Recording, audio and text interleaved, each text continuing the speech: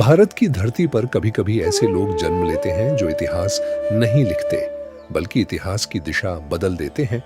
वे राजा नहीं होते, उनके पास सेनाएं नहीं होती, उनके पास होता है एक शब्द, एक विश्वास। और वही विश्वास समय के साथ पूरी सभ्यता की आत्मा बन जाता है।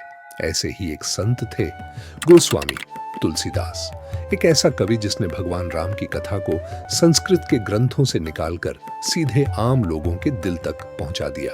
लेकिन एक महान संत बनने से पहले तुलसीदास भी एक साधारण मनुष्य थे। और उनकी कहानी शुरू होती है एक ऐसे बच्चे से जिसे जन्म लेते ही अपनों ने ही छोड़ दिया। संवत 1554 के आसपास की बात है। उत्तर प्रदेश के बांदा क्षेत्र में राजापुर नाम का एक छोटा सा गांव था। चारों ओर खेत, कच्चे घर और पास ही बहती यमुना की धारा। उसी गांव में एक ब्राह्मण परिवार में एक बालक का जन्म हुआ। पिता का नाम था आत्मा राम दुबे, माता का नाम था हुलसी देवी। लेकिन इस जन्म के साथ ही कुछ ऐसा हुआ जिसने सबको आश्चर्य में डाल दिया। कहा जाता है कि जब वह बालक जन्मा तो उसके मुंह में पूरे दांत थे। उस समय के लोगों को यह बात बहुत विचित्र लगी। कुछ ने इसे अपशकुन भी माना। लेकिन सबसे आश्चर्य की बात यह थी कि जन्म लेते ही उस बालक के मुख से पहला शब्द निकला, राम। इसी कारण उसका नाम रखा गया, राम बोला। लेकिन उस समय समाज में ज्योतिषीय मान्यताओं का गहरा प्रभाव था। जन्म कुंडली देखी गई, नक्षत्रों की गणना की गई और ज्योतिषियों ने घोषणा की, यह बालक अभुक्त मूल नक्षत्र में जन्मा है। उस समय यह माना जाता था कि इस नक्षत्र में जन्मा बालक परिवार के लिए अशुभ हो सकता है। डर, अंधविश्वास और समाज का दबाव, इन सब ने मिलकर उस घर का वातावरण बदल दिया। और इसी भय के कारण राम बोला को अपने माता पिता से दूर भेज दिया गया। कहा जाता है कि उन्हें उनकी माता ने अपनी दयालु सेविका चुनिया के साथ उसके गांव हरिपुर भेज दिया। वहीं से उस छोटे से बालक का नया जीवन शुरू हुआ। चुनिया ने उस बच्चे को अपनी गोद में उठा लिया। वही उसकी मां बनी, वही उसकी दुनिया बनी। लेकिन भाग्य की परीक्षा अभी समाप्त नहीं हुई थी। जब राम बोला लगभग 5 वर्ष के थे, चुनिया भी इस संसार से विदा हो गई। और एक बार फिर वह बालक अकेला रह गया, भटकता हुआ एक छोटा सा बालक जिसे कोई अपना कहने वाला नहीं था। लेकिन इतिहास हमें यह भी सिखाता है कि कभी कभी ईश्वर अपनी कृपा अनदेखे रूप में भेजते हैं। और ठीक उसी समय उसके जीवन में प्रवेश हुआ एक संत का, गुरु नरहरिदास, राम भक्ति के महान उपासक। उन्होंने उस बालक को अपने पास रखा, उसे शिक्षा दी, संस्कार दिए और सुनाई भगवान राम की कथा, मर्यादा पुरुषोत्तम राम की कथा। और शायद उसी क्षण उस बालक के हृदय में भक्ति की एक ज्योति जल उठी, जो आगे चलकर पूरे भारत को प्रकाश देने वाली थी। समय बीतता गया, राम बोला बड़े हुए, शास्त्रों के ज्ञाता बने, राम कथा के प्रवचन करने लगे। लेकिन वे भी एक मनुष्य थे और मनुष्य का हृदय प्रेम से अछूता नहीं रहता। उनका विवाह हुआ एक बुद्धिमान स्त्री से, रत्नावली। तुलसीदास अपनी पत्नी से गहरा प्रेम करते थे, इतना गहरा कि कई बार उनका मन राम से भी हट जाता। एक दिन रत्नावली अपने मायके चली गईं और तुलसीदास उनके बिना एक रात भी नहीं रह सके। कहते हैं उस रात तेज बारिश हो रही थी, नदी उफान पर थी, लेकिन प्रेम में डूबा मन रुकना नहीं जानता।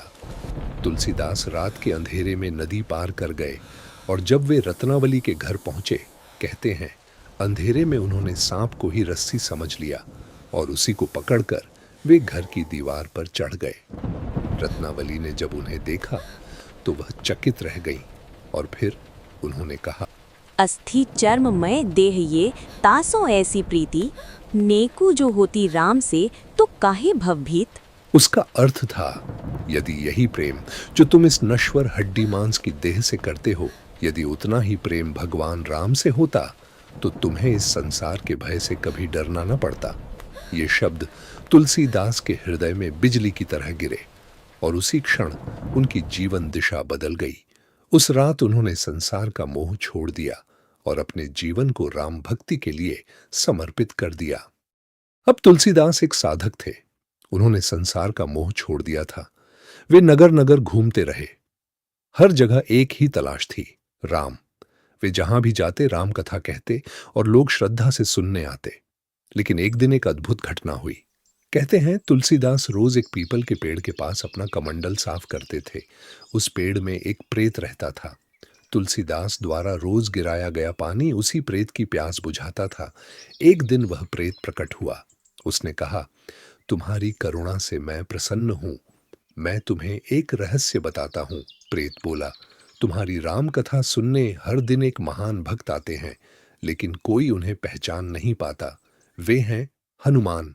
प्रेत ने बताया, वे एक कुष्ठ रोगी बूढ़े साधु के वेश में चुपचाप कथा सुनने आते हैं। वे सबसे पहले आते हैं और सबसे अंत में जाते हैं। अगले दिन तुलसीदास ने ध्यान से सभा को देखा और सचमुच एक बूढ़ा रोगग्रस्त साधु शांत बैठकर राम कथा सुन रहा था। कथा समाप्त हुई। सब लोग चले गए, लेकिन वह साधु अभी भी वहीं था। जब तुलसीदास ने उन्हें पहचान लिया तो वे तुरंत उनके चरणों में गिर पड़े। उनकी आंखों में विनती थी और हृदय में सिर्फ एक ही इच्छा। तुलसीदास विनती भरे स्वर में बोले, मुझे भगवान राम के दर्शन चाहिए, बस यही मेरी एक विनती है। हनुमान जी ने शांत स्वर में कहा, चित्रकूट जाओ, वहीं तुम्हें राम के दर्शन होंगे। तुलसीदास ने हनुमान जी के चरणों में प्रणाम किया और फिर वे चल पड़े चित्रकूट की ओर। कहते हैं चित्रकूट के पावन वन में एक दिन तुलसीदास रामघाट की परिक्रमा कर रहे थे। तभी उन्होंने देखा दो अत्यंत सुंदर राजकुमार घोड़ों पर सवार धनुष बाण लिए वन के मार्ग से जा रहे थे। उनकी आभा अद्भुत थी, लेकिन तुलसीदास उन्हें पहचान न सके। जब वे आगे बढ़ गए तब पीछे से हनुमान जी आए और बोले, जिन्हें तुम अभी देख कर आए हो वही राम और लक्ष्मण थे। यह सुनकर तुलसीदास का हृदय पश्चाताप से भर गया। वे व्याकुल हो उठे। तब हनुमान जी ने उन्हें सांत्वना दी, चिंता मत करो, कल प्रातः तुम्हें फिर उनके दर्शन होंगे। अगली सुबह चित्रकूट के घाट पर संतों की भीड़ लगी थी। तुलसीदास लोगों को चंदन का तिलक लगा रहे थे। तभी दो सुंदर बालक उनके पास आए और बोले, बाबा, हमें भी चंदन दो। हनुमान जी को चिंता हुई, कहीं तुलसीदास फिर उन्हें पहचान न पाए। तभी उन्होंने तोते का रूप लेकर पेड़ की शाखा से कहा, चित्रकूट के घाट पर भई संतों की भीड़, तुलसीदास चंदन घिसें, तिलक देत रघुबीर। ये सुनते ही तुलसीदास समझ गए ये कोई साधारण बालक नहीं, स्वयं भगवान राम और लक्ष्मण हैं। तुलसीदास उस अद्भुत छवि को देखकर मोहित हो गए। वे अपने शरीर की सुध भूल गए। तब स्वयं भगवान राम ने अपने हाथ से चंदन लिया और तुलसीदास के मस्तक पर तिलक लगाया और उसी क्षण वे अंतर्धान हो गए। वह अनुभव तुलसीदास के जीवन का सबसे पवित्र क्षण था।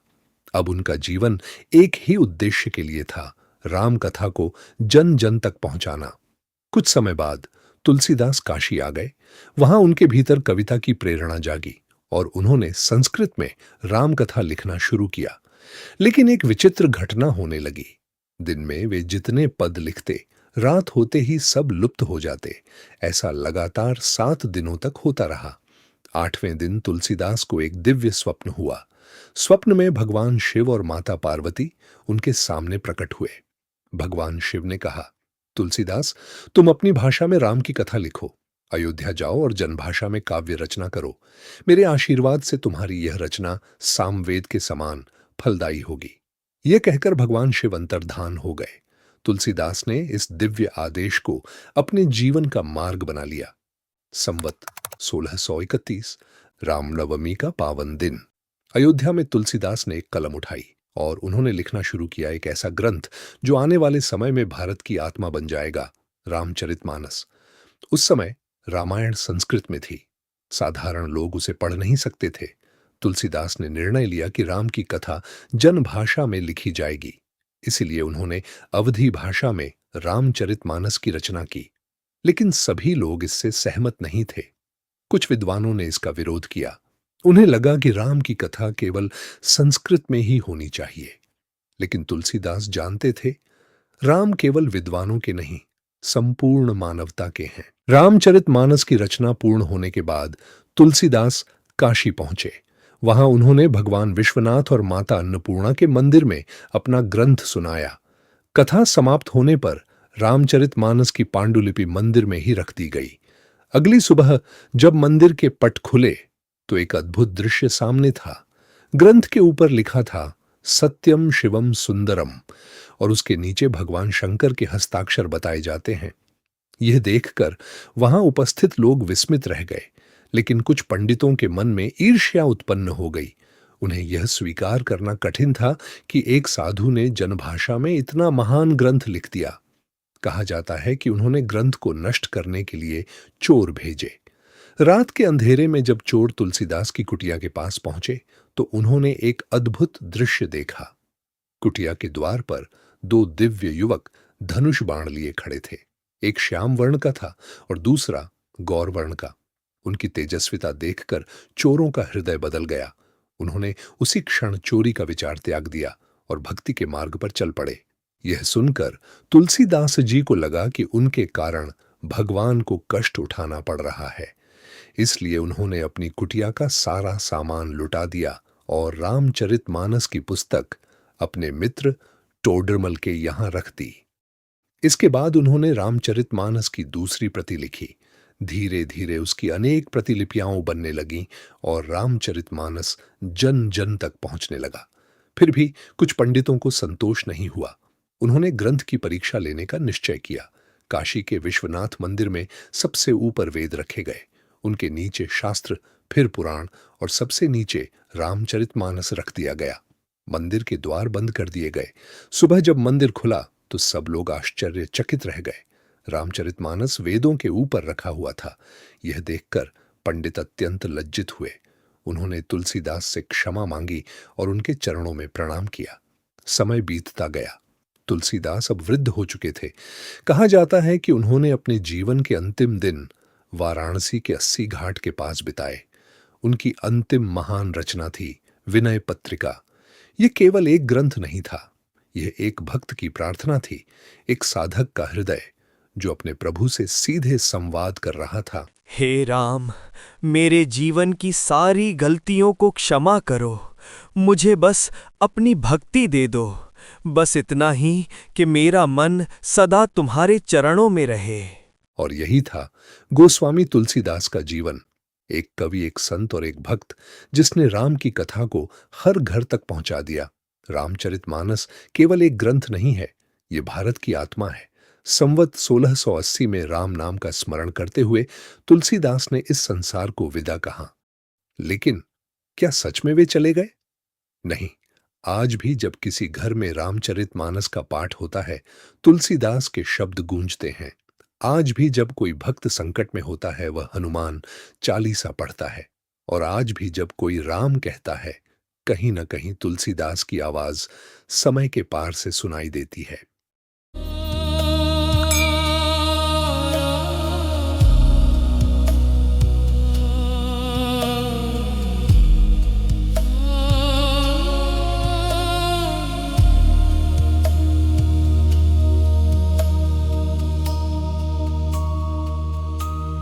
Ra